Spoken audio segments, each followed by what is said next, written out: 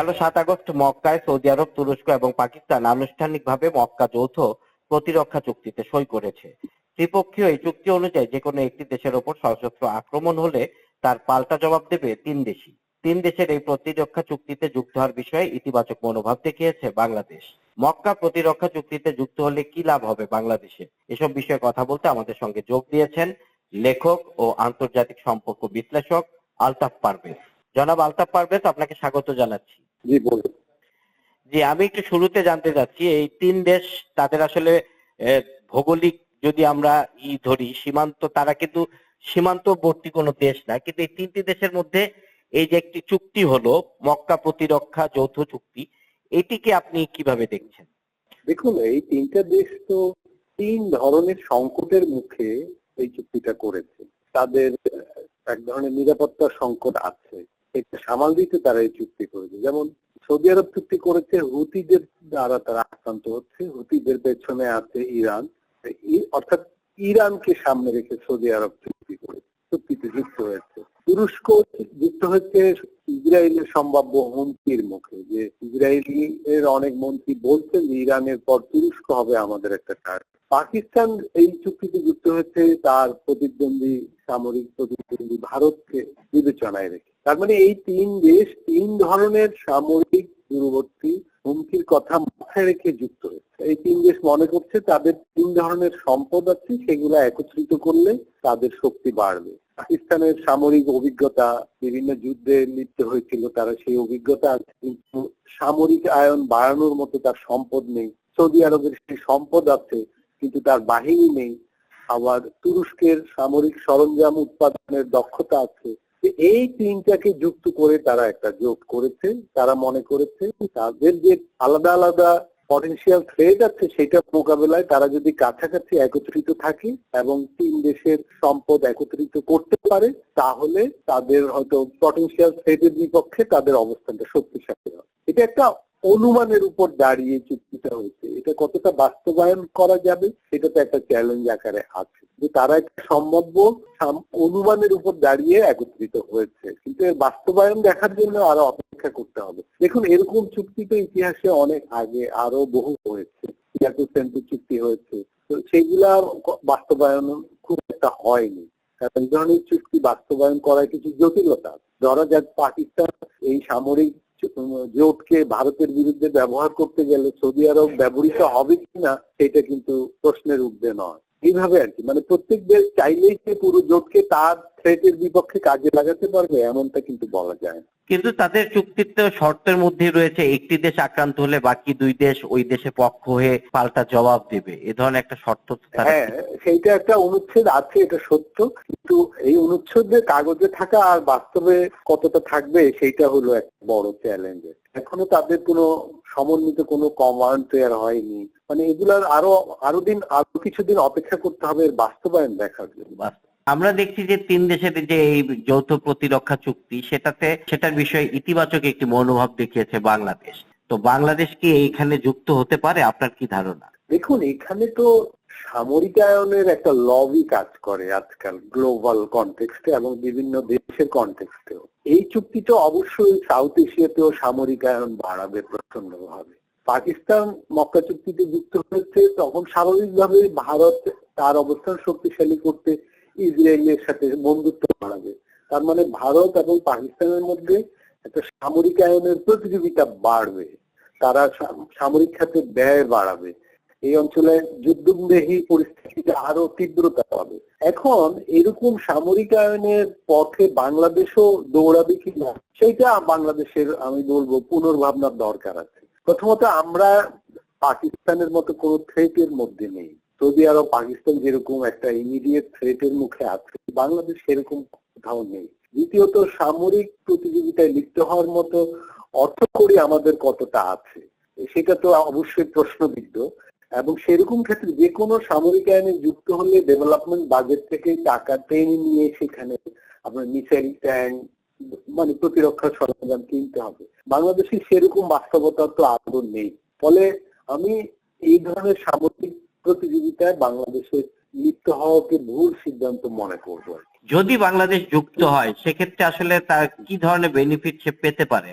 এইটা তো হয়তো যদি এইটা যুক্ত হয় মনস্তাত্ত্বিক একটা নিরাপত্তা বোধ বাড়বে, কিন্তু যেহেতু ওই তিন দেশের তিন ধরনের অ্যাসেট আছে, যেটা বললাম, পাকিস্তানের সামরিক অভিজ্ঞতা, জনবল, সৌদি আরবের অর্থ এবং তুরস্কের সামরিক সরঞ্জাম উৎপাদন দক্ষতা বা সামর্থ্য, বাংলাদেশের তো এইরকম কোনো অ্যাসেট নেই। তো ফলে বাংলাদেশ একটা দুর্বল সদস্য থাকবে চুক্তিতে, এবং ওই তিন দেশের স্বার্থের অনুকূলে শুধু ভূমিকাই রেখে যাবে আর কি। অর্থাৎ একটা ভাড়াতে সুলভ ভূমিকা বাংলাদেশকে পালন করতে হবে, এবং সেইটা বাংলাদেশ সবসময় স্বাধীনভাবে তার নিজের স্বার্থে এরকম জোটে সিদ্ধান্ত নিতে পারবে এমন মনে হয় না। ফলে বাংলাদেশের স্বার্থ থাকলেও বাংলাদেশ এই স্বার্থ অনুযায়ী ওই তিন পক্ষ থেকে সহযোগিতা পাবে কিনা সেটা বলা মুশকিল। কিন্তু একটা তো বলাই যায় যে এই ধরনের জোটে থাকলে একটা মনস্তাত্ত্বিক নিরাপত্তার বোধ বাড়বে বাংলাদেশে।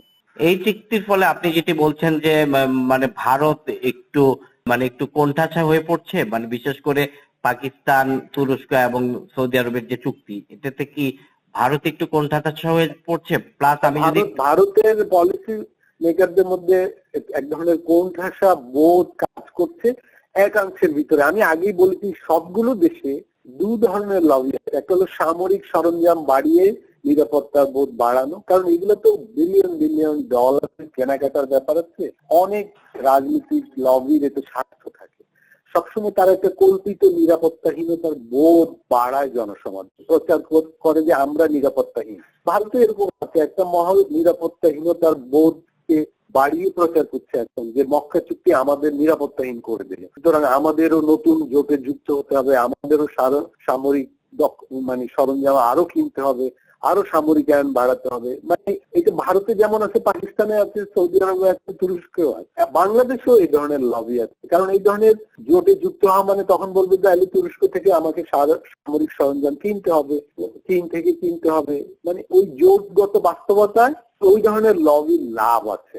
ভারতেও এই ধরনের লবি এখন বলছে তাহলে ইসরায়েলের সাথে আমাদের সম্পর্ক আরো গভীর করতে হবে, আরো ফরমাল করতে হবে। তার মানে সাধারণ অনুমান করা যায় ইসরায়েল দক্ষিণ এশিয়ায় তার উপস্থিতি আরো বাড়াবে। তাতে কি দক্ষিণ এশিয়া আসলে আরো যুদ্ধ বিগ্রহের, মানে আমি যদি বলি, বা একটা অস্থিরতা, সেটা কি আরো বাড়বে? অবশ্যই, অবশ্যই বাড়বে। ইসরায়েলের অনেক রাজনীতিবিদ এর আগেও পাকিস্তানকে নানাভাবে হুমকি দিয়েছিল যে পাকিস্তানের যে পারমাণবিক সক্ষমতা আছে, একটা মুসলিম দেশের এরকম থাকা ঝুঁকি বৈশ্বিক ভাবে, এটা তারা বলেছে। ফলে এখন যেহেতু ভারত আর্থিকভাবে চাইবে ইসরায়েল দক্ষিণ এশিয়া আরো সবল ভাবে আসুক, আরো বেশি সামর্থ্য নিয়ে আসুক, তার সঙ্গে ভারতের ঘনিষ্ঠতা আরো বাড়বে। এর ফলে ভারত এবং পাকিস্তানের ভিতর যে মানে বিরূপ সম্পর্ক, তিক্ত সম্পর্ক, যুদ্ধময়ী সম্পর্ক, সেখানে ইসরায়েল আরো উস্কানি দিবে এবং অনেক ধরনের প্রক্সি যুদ্ধেরও বিকাশ ঘটতে পারে এই অঞ্চলে। দেখুন, ইরান এবং ইসরায়েলের দ্বন্দ্ব মধ্যপ্রাচ্যে অনেকগুলা প্রক্সি ফ্রন্ট খুলেছিল, সিরিয়া, লেবানন, ইয়েমেন। আমরা দেখেছি এই প্রক্সি যুদ্ধগুলোর পেছনে যে ইসরায়েল ইরান ছিল সেটা সবাই জানতো, সবাই স্বীকার করতো। পরে তারা সরাসরি যুদ্ধ লিপ্ত হয়েছে, কিন্তু এই প্রক্সি যুদ্ধগুলো এখনো অ্যাক্টিভ, প্রক্সি ফোর্স গুলা খুবই অ্যাক্টিভ। ইসরায়েলের দক্ষিণ এশিয়ায় আরো বেশি করে আসার ভিতর দিয়ে এই অঞ্চলে ওই ধরনের প্রক্সি ফোর্স এর উপস্থিতি বাড়তে পারে। আমি পরাশক্তিদের বিষয়টা যদি একটু জানতে চাই, বিশেষ করে আমাদের পাশেই রয়েছে চীন, এছাড়া যুক্তরাষ্ট্র এবং রাশিয়া, বা আমি যদি বলি যুক্তরাজ্য এবং ফ্রান্স, এই পরাশক্তিদের মনোভাব কি দেখছেন এই চুক্তিকে ঘিরে? দেখুন, এখন বিশ্ব জুড়ে তো পরাশক্তিদের ক্ষয় ঘটছে। পৃথিবী আর এক মেরু বা দ্বি মেরুর জায়গায় নেই। ফলে এখন এই নতুন নতুন আঞ্চলিক জোট গড়ে উঠবে, আঞ্চলিক শক্তি যেগুলো শক্তিশালী, এশিয়ায় চীন, ভারত, আফ্রিকায় দক্ষিণ আফ্রিকা, ওই দক্ষিণ আমেরিকায় ব্রাজিল, এই ধরনের শক্তি যাদের সম্পদ আছে, তারা আঞ্চলিক শক্তি, আঞ্চলিক পরাশক্তি হয়ে উঠবে। তারা এখন সব বিষয়ে যুক্তরাষ্ট্রের দৃষ্টিভঙ্গি অনুসরণ করবে এমন মনে করা ঠিক। বিশেষ করে ইরান এবং যুক্তরাষ্ট্রের যুদ্ধের পরে সৌদি আরবই তো এই চুক্তিতে অন্যতম উদ্যোক্তা। তার মানে তারা ধরে নিয়েছে যে তাদের ঐতিহাসিক যে নিরাপত্তা গ্যারান্টি ছিল যুক্তরাষ্ট্র আর এই ভূমিকা রাখতে পারছে না। এরকম চীন, ফ্রান্স, যুক্তরাষ্ট্র কে কি ভাবলো আমার মনে হয় না আঞ্চলিক পরাশক্তিগুলো বিষয়ে খুব বেশি সরকার করবে, এটা হলো একটা বিষয়। দ্বিতীয়ত পরাশক্তিগুলো এই ধরনের সামরিক আয়নে বরাবরই উৎসাহ যোগায়, কারণ এই যে গ্লোবাল বিজনেস তাতে তারাই নেতৃত্ব দিচ্ছে, ফলে কোনো না কোনো ভাবে তারাও এতে উপকৃত হবে আর কি অর্থনৈতিকভাবে। এবং পৃথিবীর যে কোনো অঞ্চলের আঞ্চলিক যুদ্ধে পরশক্তিগুলো লাভবানই হয়, তারা সেখানে অস্ত্র ব্যবসা করতে পারে এবং কূটনৈতিক ভাবেও নাক গলাতে পারে সেই সব জায়গায় বেশি মাত্রায়। উদাহরণ দিতে পারি আপনাকে, মনে করেন ভারত পাকিস্তানের মধ্যে যদি সুসম্পর্ক থাকে তাহলে তুরস্ক, যুক্তরাষ্ট্র সবারই এখানে অস্ত্র বিক্রি কমে যাবে এবং নাক গলানো কমে যাবে। ফলে ওরা তো চাইবেই কোনো না কোনো ভাবে যে ভারত পাকিস্তান সবসময় একটা যুদ্ধমুখী ভঙ্গিতে থাকে। আবার একই সাথে আঞ্চলিক যে দক্ষিণপন্থী রাজনৈতিক শক্তিগুলো তারা মনে করে শান্তি থাকলে তো তাদের ক্ষমতায় যাওয়ার কোনো রাজনৈতিক প্রোডাক্ট থাকে না। রাজনীতি করতে হলে যে ধরনের বিষয়কে পণ্য বানাতে হয়, উত্তেজনাকে, হিংসাকে, ঘৃণাকে, কল্পিত শত্রু তৈরি করতে হয়, শান্তি থাকলে তো সেটা আর হয়। সুতরাং এটা অভ্যন্তরীণ ভাবে অনেক শক্তির জন্য লাভজনক, পরশক্তিগুলোর জন্য লাভ। এখানে কি বলবো যে রাজনীতির পাশাপাশি ব্যবসার বিষয় রয়েছে, বড় আকারে আছে। পলিটিক্যাল ইকোনমিকেই বড়, এখানে অনেক বড়। দেখুন তুরস্ক এই চুক্তি করেছে কেন? একদম একান্তই পলিটিক্যাল ইকোনমি একটা বড় বিবেচনায়। পাকিস্তানের চায় যে আমাদের অর্থ নেই কিন্তু আমাদের বিরাট সেনাবাহিনী আছে, ফলে আমরা যদি সৌদি আরবকে এই চুক্তিতে রাখতে পারি, এখানে পলিটিক্যাল ইকোনমি একটা বড় একটি বিষয়।